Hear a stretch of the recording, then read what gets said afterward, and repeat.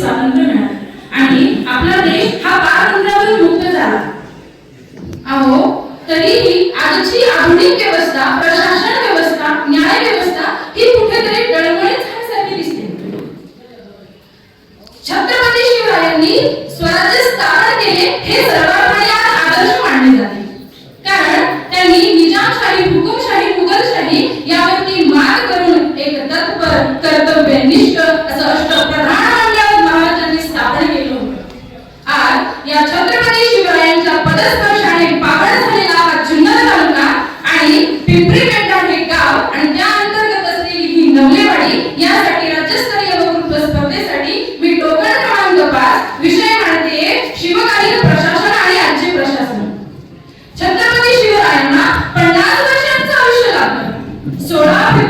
19 February 1630 ते 3 April 1680 या कालावधीमध्ये महाराज असे जगले की पुढील कितीतरी पिढ्यांसाठी आदर्श ठेवून गेले।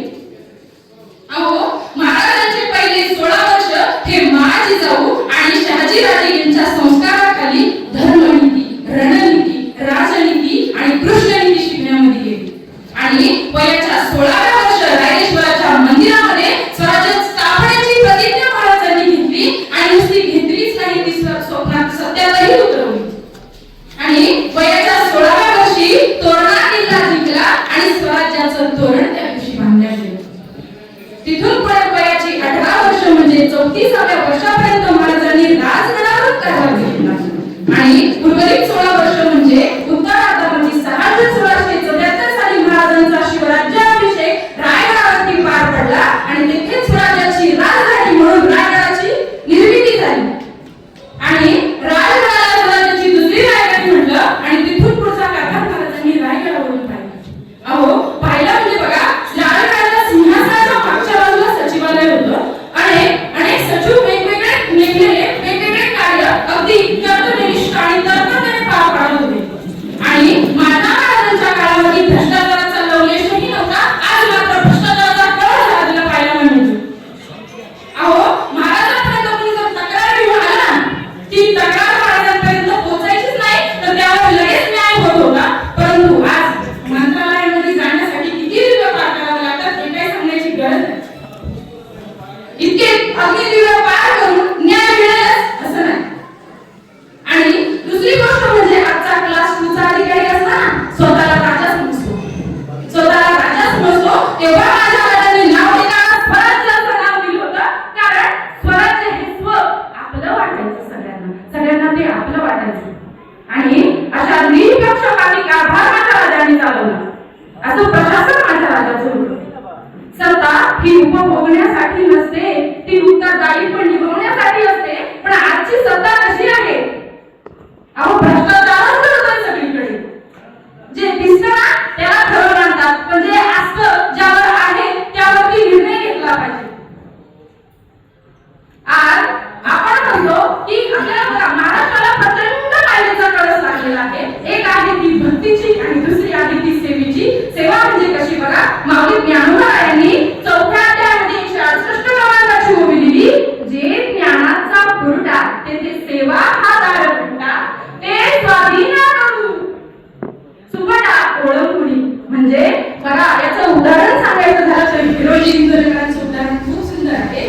ज्यावेळी राजे महाराष्ट्राच्या बाहेर राज्याच्या बाहेर राज्य कारभार होण्यासाठी गेले ना, हिरोजी इंदोरकरांकडे काम सोपवलं होतं रायगडाचं बांधकामाचं आणि ते बांधकामाचं काम पैसा अपुरा पडला म्हणून पूर्ण झालं नाही। मग त्यांनी स्वतःचा वाडा विकून रायगडाचं काम पूर्ण केलं आणि बक्षीस मागा म्हटलं तर काय मागायचं?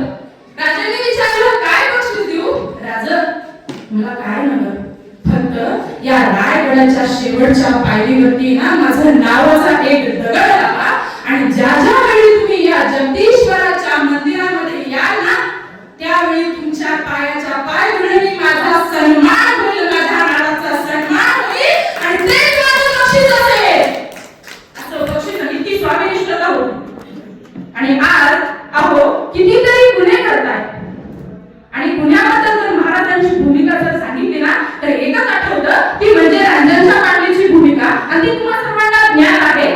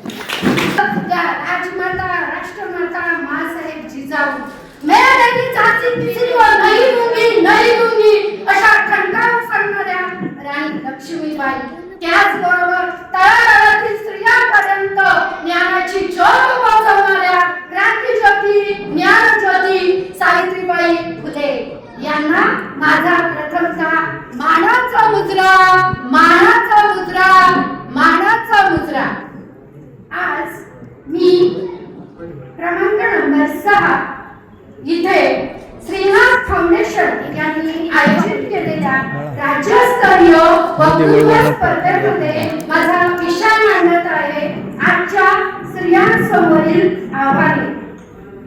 बघा, जिने तुम्हाला जन्म दिला त्या मातेपासून सुरुवात करू की तुमच्या मनगटावर राखी बांधणाऱ्या त्या बहिणीपासून सुरुवात करू, पाश्चात्य संगीताच्या तालावर नाचणाऱ्या त्या अभिनेत्रीपासून सुरुवात करू की भारतीय संस्कृतीचा ठेवा जतन करून देखील वेश्या ठरवलेल्या लोकनाट्य तमाशा मंडळातील त्या नृत्यांगनापासून सुरुवात करू.